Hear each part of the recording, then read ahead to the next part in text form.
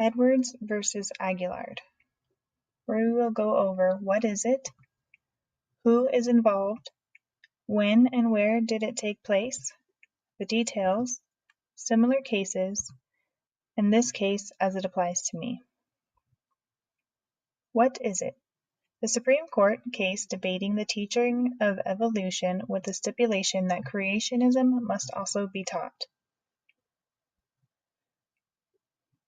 According to Webster, creationism is a doctrine or theory holding that matter, the various forms of life, and the world were created by God out of nothing and usually in the way described in Genesis.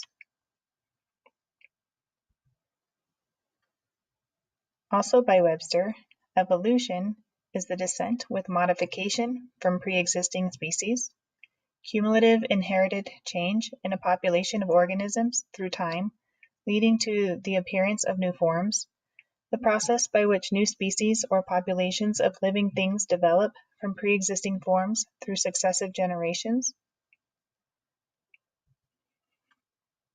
Who is involved? The opponent is then high school teacher Don Aguillard, who has now become the Lafayette Parish School System Superintendent, and the respondent, Louisiana Governor Edwin Edwards. When and where did it take place? Louisiana. This first took place at the Federal District Court and then to the U.S. Supreme Court in June 19, 1987. The details. We will go over the purpose of the very first schools, passing of the First Amendment, 1981 Louisiana Creationism Act, and Edward versus Aguillard.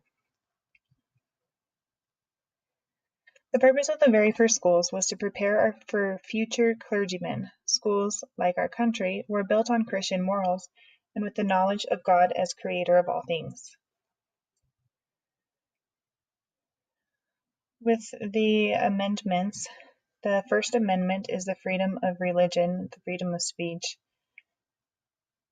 That's a bunch of freedoms. The First Amendment gives us the right to pick our religion.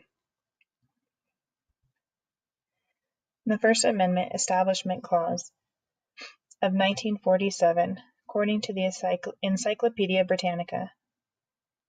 The Establishment of Religion Clause in the First Amendment to the U.S. Constitution forbidding Congress from establishing a state religion, it prevents the passage of any law that gives preference to or forces belief in any one religion.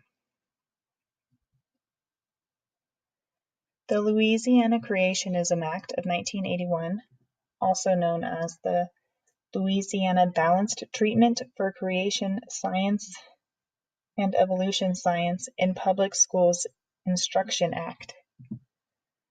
This act stated that if evolution was to be taught in schools, that creationism must also be taught, although law didn't state that either theory had to be presented. Edward versus Aguillard. The issue Don Aguillard, high school teacher, brought to the district's attention that the Creationism Act violated the Establishment Clause of the First Amendment. He believed that this act forced upon students a particular religion, which was not exercising freedom of religion. The verdict. During the June 19, 1987 hearing, the U.S. Supreme Court sided 7-2 with Aguillard. The court found that the act did not advance academic freedom, but instead stifled it by restricting what and how educators must teach. As this was the only stated purpose, the court concluded that the real purpose was to promote a particular religious view of the origins of humanity, or conversely, to limit teaching about theories that are contrary to such religious views. The sponsor of the act clearly indicated that his intention in proposing the legislation was to prevent the teaching of theories that was antithetical to his own religious beliefs. For these reasons, the court found that the Creationism Act violated the Establishment Clause. I got this from the First Amendment Center and the firstamendmentschools.org. Also from First Amendment Schools was the majority opinion. given by Justice William Brennan, we do not imply that a legislature could never require that scientific critiques of prevailing scientific theories be taught. Teaching a variety of scientific theories about the origin of humankind to school children might be validly done with the clear secular intent of enhancing the effectiveness of science instruction. But because the primary purposes of the Creationism Act is to endorse a particular religious doctrine, the Act furthers religion in violation of the Establishment Clause. Dissent opinion, given by Justice Antonin Scalia. Our task is not to judge the debate about teaching the origins of life, but to ascertain what the members of the Louisiana legislature believed. The vast majority of them voted to approve a bill which explicitly stated a secular purpose. What is critical is not their wisdom in believing that purpose would be achieved by the bill, but their sincerity in believing it would be.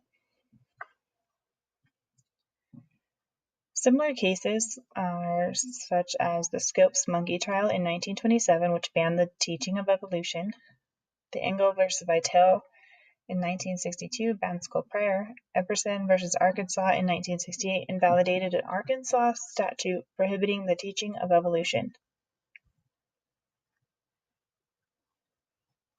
So this case as it applies to me.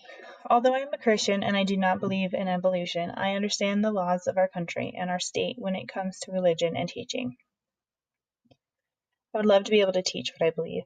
However, I am well aware that everyone has their own beliefs.